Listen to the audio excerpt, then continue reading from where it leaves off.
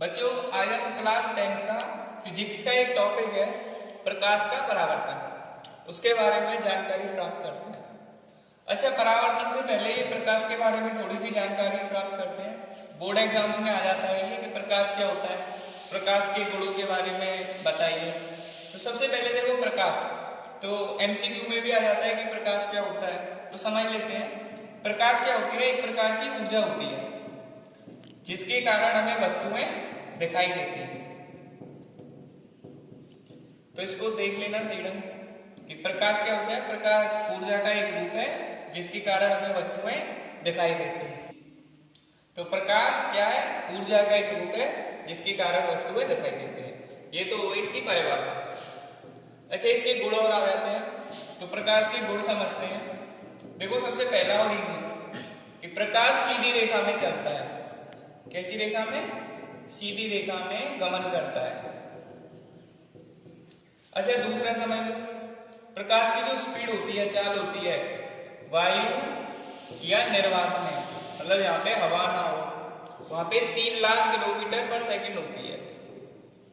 3 lakh kilometre पर second, या फिर इसको ऐसे भी लिख लेना 3 गुणा 10 की पावर 8 मीटर पर सेकंड।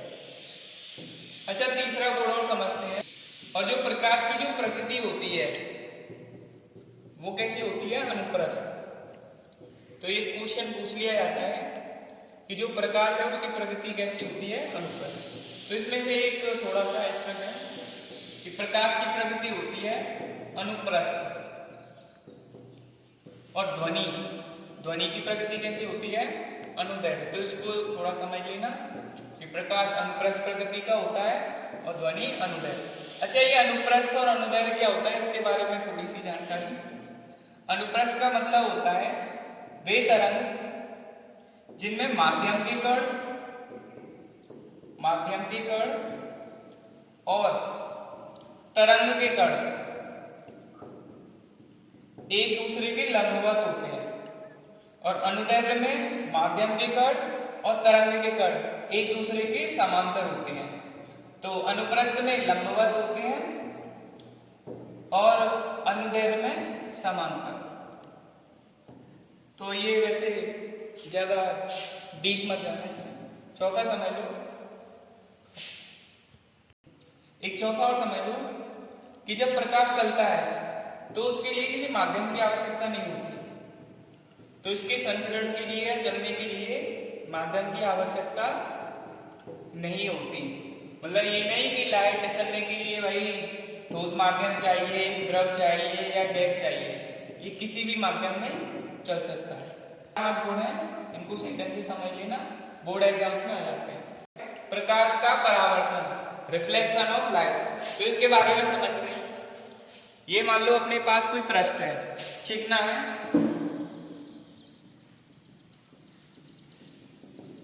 यहाँ पे ये कोई प्रकाश की किरण आती है, प्रकाश की किरण आई और इससे टकराकर बैक हो गई, वापस चली गई। तो प्रकाश की किरण जिस माध्यम से आई थी उसी माध्यम में बैक हो गई। तो देखो, प्रकाश की किरण जब किसी समतल या चिकने पृष्ठ से टकराकर उसी माध्यम में वापस लौट जाती है तो उसको बोलते हैं प्रकाश का परावर्तन। तो डेफिनेशन कैसे बनती है इसकी समझ लो। प्रकाश का किसी चिकने या पॉलिशदार सतह से टकराकर उन्हें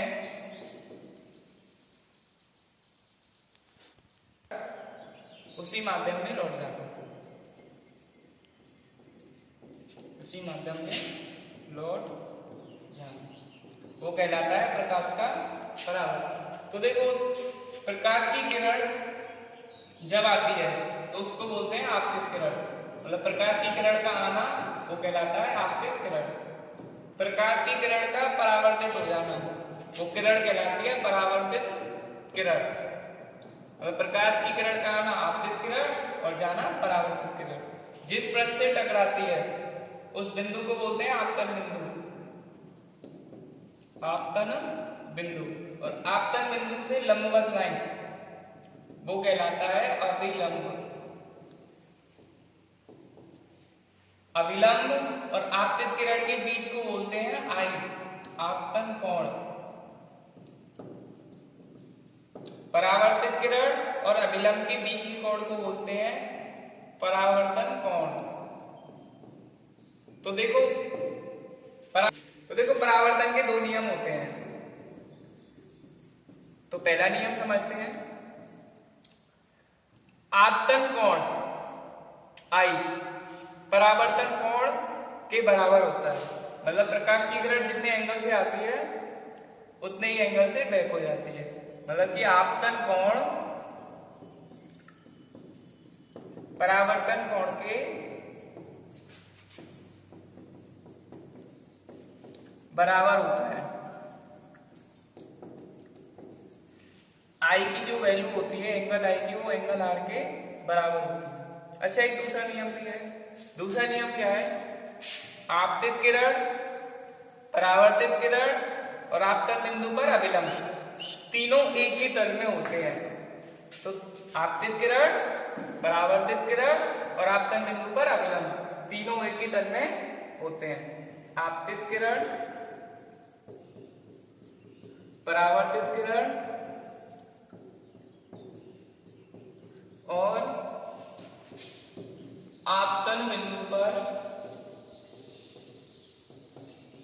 अभिलंब तीनों एक ही तल में